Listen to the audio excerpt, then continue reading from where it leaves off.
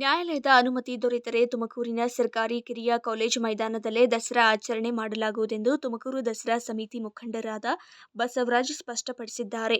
ತುಮಕೂರಿನಲ್ಲಿ ಸುದ್ದಿಗೋಷ್ಠಿಯಲ್ಲಿ ಮಾತನಾಡಿದ ಬಸವರಾಜ್ ಅವರು, ಸರ್ಕಾರದ ವತಿಯಿಂದ ನಡೆಯುವ ದಸರಾ ಆಚರಣೆಯು ಅಧಿಕೃತವಲ್ಲ, ನಮ್ಮ ಸಮಿತಿಯೇ ಅಧಿಕೃತವಾಗಿದ್ದು, ಸರ್ಕಾರಿ ಕಿರಿಯ ಕಾಲೇಜು ಮೈದಾನದಲ್ಲೇ ದಸರಾ ಆಚರಣೆಗೆ ಅನುಮತಿ ನೀಡಬೇಕೆಂದು ನ್ಯಾಯಾಲಯಕ್ಕೆ ಕೋರುವುದಾಗಿ ತಿಳಿಸಿದರು.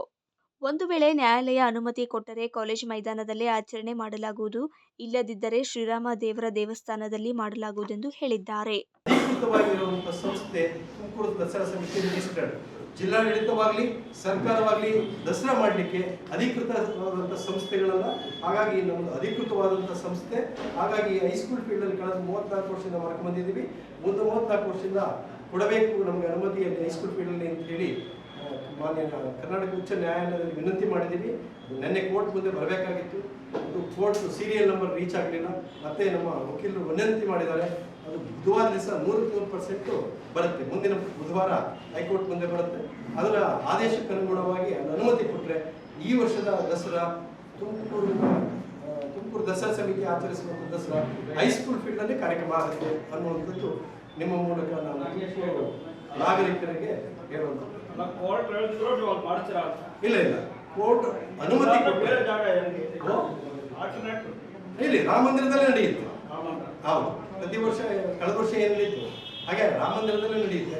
ಕೋರ್ಟ್ ಅನುಮತಿ ಕೊಟ್ಟರೆ ನಾವು ಜೂನಿಯರ್ ಕಾಲೇಜ್ ಮೈದಾನದಲ್ಲಿ ಕಾರ್ಯಕ್ರಮ ಕೂಡ ನಾವು ಹೇಳಿದ್ವಿ. ಮಂತ್ರಿಗಳ ಮನೆಗೆ ಹೋಗಿ ನಾವೆಲ್ಲ ಪದಾಧಿಕಾರಿಗಳು ಹೋಗಿ ಅವ್ರನ್ನ ಮಾತಾಡಿಸಿದ್ವಿ, ಜಿಲ್ಲಾಧಿಕಾರಿಗಳನ್ನು ಮಾತಾಡಿಸಿದ್ವಿ. ನಾವು ಹೇಳಿದ್ವಿ, ತುಮಕೂರು ದಸರಾ ಸಮಿತಿ ಕಾರ್ಯಕರ್ತರು ದೇವದುರ್ಲಭ ಕಾರ್ಯಕರ್ತರಿದ್ದಾರೆ.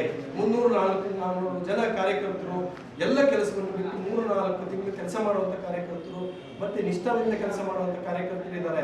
ಹಾಗಾಗಿ ನೀವು ಜಿಲ್ಲಾಡಳಿತದಿಂದ ದಸರಾ ಆಚರಣೆ ಮಾಡಿ, ಬೋರ್ಡ್ ನಿಮ್ಮದಲ್ಲಿ ಕಾರ್ಯಕ್ರಮ ಯಶಸ್ವಿಯನ್ನು ನೀವೇ ತಗೊಳ್ಳಿ. ಈ ಕಾರ್ಯಕ್ರಮವನ್ನು ನಮ್ಮ ಕಾರ್ಯಕರ್ತರ ಕೈ ಕೊಡಿ, ನಾವು ಯಶಸ್ವಿಯಾಗಿ ಮಾಡಿಕೊಡ್ತೀವಿ ಅಂತೇಳಿ ವಿನಂತಿ ಮಾಡಿದ್ವಿ. ಅದಕ್ಕೆ ಅವರು ಯಾವುದೇ ರೀತಿ ಸ್ಪಂದನೆ ಮಾಡುವಂಥ ಪ್ರಯತ್ನ ಆಗಲಿಲ್ಲ.